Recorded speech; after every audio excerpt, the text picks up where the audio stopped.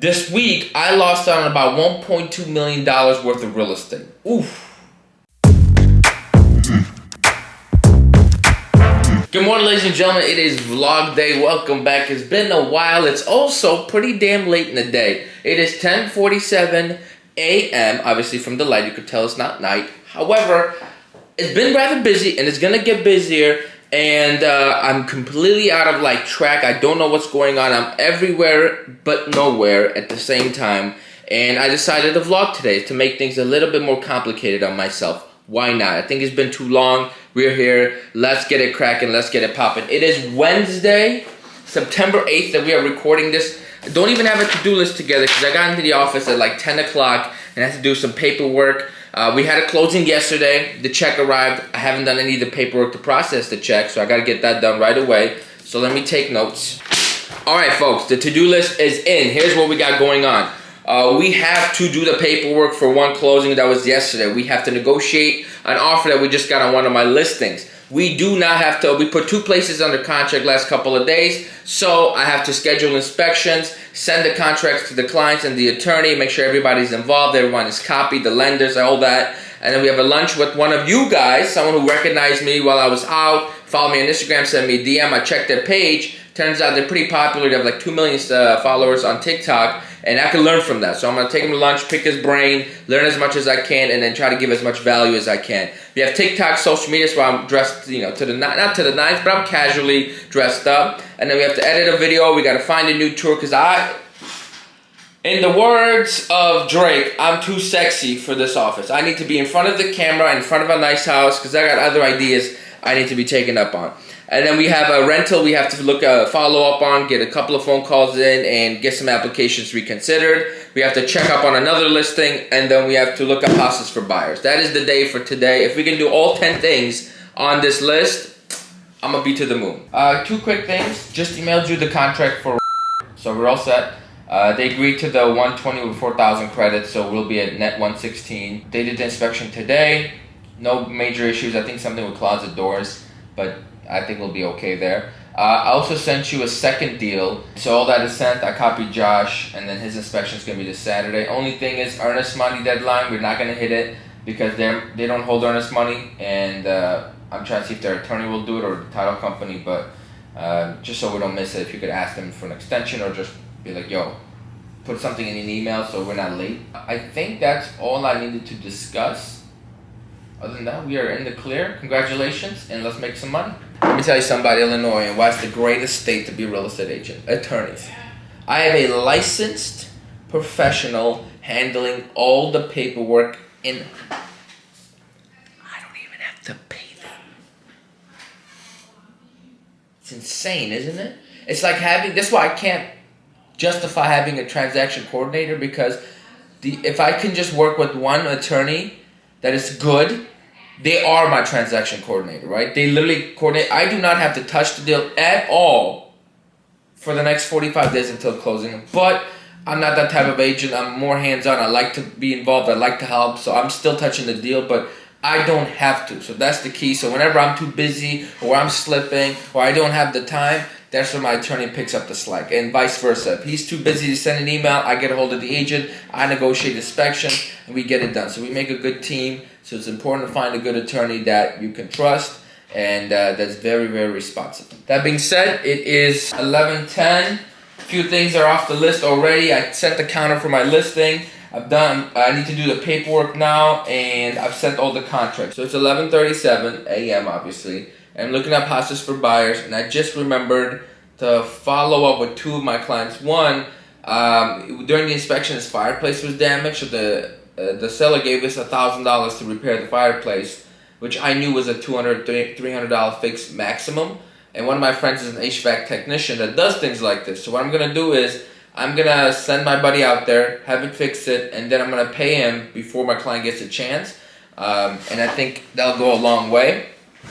And then I'm checking in with another client as we speak, just to make sure that they're doing everything they're supposed to be doing to be ready to buy in about a couple of months. And he's looking 500-600K range, so we're not gonna miss out on that. However, speaking of missing out, this week I lost out on about $1.2 million worth of real estate. Oof.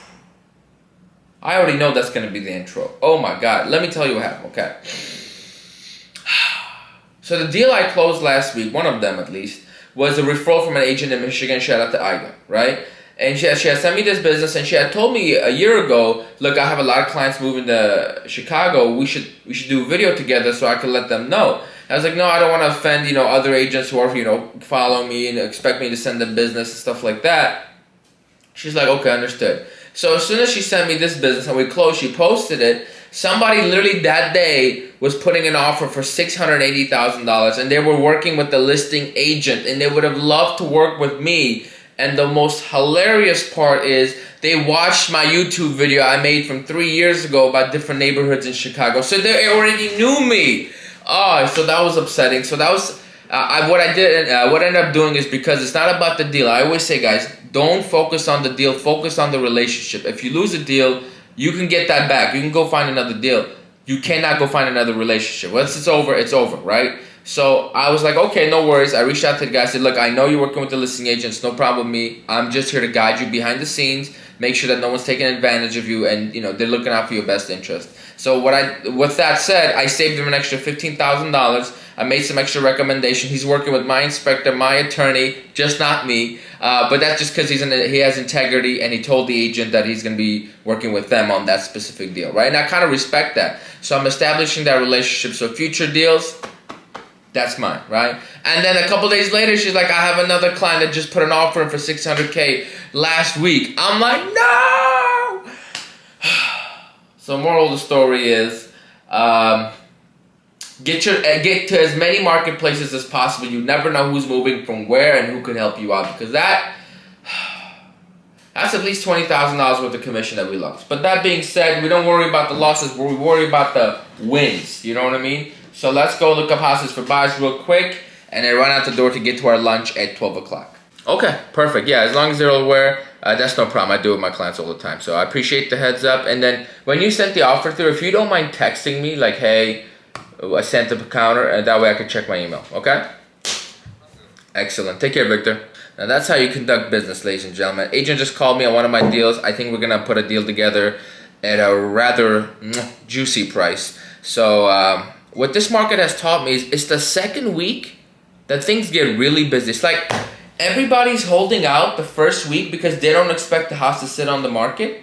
And then once they see it on the market, everyone is coming in to see it on the second week. I've had that happen to my listings twice now. So it's a little bit interesting what's happening. So the demand is still there, but people are like hesitant to pull the trigger. So it's fascinating if you ask me. But there it is what it is. So stay tuned. It is 11:47. Time to get my ass to lunch. Wish I was wearing a watch, but it's lunchtime. It's time to roll out. We're gonna go to one of my favorite lunch spots in the area. And then we are coming right back here because we got work to do. Ladies and gentlemen, we are back from lunch, and it's 2:40 p.m. That was a very long lunch, and time flew by, but it was very enjoyable. It's amazing to have conversations with like-minded people. And this guy was a cool dude. He reminded me of so much of myself when I was younger, but like a better version of myself, like a more improved, educated, and financially stable version of myself. But nonetheless, I saw some fire in him. So that was very interesting, very fun, very exciting. So now we're back to work. Got a lot to do. Offer got accepted on one of my listings, but we're holding back on signing because I have 3 showings today, so I want to make sure I'm not missing out on anything. And now time to make some TikToks. I had to take a quick bathroom break, but we are back in the saddle. It is 3:03 p.m. We have the accepted offer for my listing as previously mentioned. However, with the 3 showings going on today, I have to be very discreet about how I stall for time and see if we can get a better offer and better terms, or whatever type of leverage I can get my client would be ideal. But they closed on their house yesterday. I got my check. Everything is well. Let's revisit the to-do list. What we got going on today? Lunch with Faraz. Great dude. Had a great time. I have looked up houses for buyers already, so that's taken care of. So I just need to text one client for an update. Do it right now. Done that. That was pretty easy. I can't believe that's on the to-do list. But if you don't write it down, you don't do it. That's how this works. Next up, the editing video, I'm going to do that later tonight. I think I'm going to focus on making TikToks after I call all these rental leads back. And there are so many rental leads. Let me tell you, I could, oof. Like I always tell you guys, you want to get rental leads, find an agent like me or anyone that's got a listing and say, look, I will take care of all the emails. Just forward it over to me. And I would love that. Fortunately, I have a guy in Kevin, which I have sent most of them to, but you know, so far nothing has worked out. So I'm going to sit here while I got time, quickly call him, see what's going on with everybody, and get something going. Ooh, client's calling me. Hold on. Yeah, here, let me pull it up on my phone. I'm actually right in front of my computer right now. Okay. Do we have anything to be concerned about with it being an FHA versus conventional? No, not at all. FHA, all it means is just a higher threshold for the debt to income, and a lot of people like it because it's lower rates and less money down. But overall, it's a very solid loan, pretty easy to get, very common. So I'm not too worried about it. All right, folks, so I'm on my favorite part of my to-do list, which is TikToks and social media. It's literally the most fun I have throughout the day. And I realized this morning, I was going through my Instagram stories, you know, checking in with people as I do, and I saw Brandon, an OG follower, a subscriber, friend, local agent here, who was posting all his sales. But he did something that was very clever, I thought, was he would put just sold, and then in the town that he sold in, like just sold Bartlett, just sold Chicago, just sold in Elk Grove. These are cities in the Chicagoland area, and I thought that was very clever because how many of my followers have no idea that I also sell in the city, right? So what I'm doing right now, I just went through some of my sales. Turns out we've sold 8 houses in the last few months. I think like since June to today, I think we've had 8 closings. Yeah, about 8 closings, about 3 or 4 a month. And I'm going to basically go just sold and then the city. So I have to edit those, post those. I haven't decided whether I want it on my story or if I want it on my feed. And we will have to figure that part out in a bit. Okay, folks, so it is 5:28 in the PM. We have a 6 o'clock showing for this rental. And we're in the middle of making a couple of TikToks. So stay tuned. I'm giving you the behind the scenes of what it's all about. These small actions every day results to you building a following, results to you making more money. Small actions. Here, you guys hear the sound?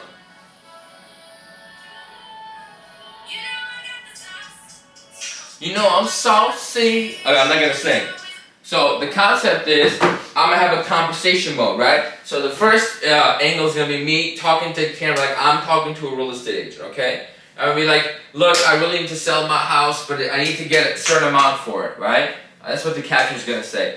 Then the camera, and then like it's gonna like, can you do it? And then the camera's gonna flip, and it's gonna be like, you know I got the sauce. You know I'm saucing. And that's it.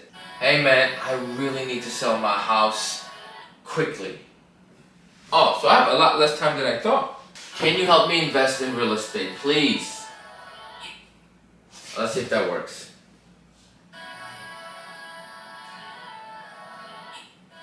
Alright, look good. I don't like the angle though. So let's flip it to maybe like more like this ish. And maybe I'll come into this angle as well. Okay, perfect. So getting the right shot is difficult, folks. But attention to detail. The lesson here, folks, the content you make is the clients you will attract. Right now, it does not make sense to be an investor. I don't want to attract more investors. I want people who are going to buy and hold because that's what makes sense to do right now. So that's what I'm aiming for. And I'm trying to come up with the caption. The caption also, so the issue I'm having is the initial line is where it's going to catch people's attention. And I need to come up with something that's clever. At the same time, educational. And lets people know what I do for a living, right? So I was going to say something. Let me write these down. Okay, so we got I am interested. Hold on, it's got to be quick too. Maybe I need to sell my house in less than 2 weeks. Can you do it? Oh, there it is. I like it. There it is. Let's roll. Cue it up. I need my house sold in less than 2 weeks. Can you do it?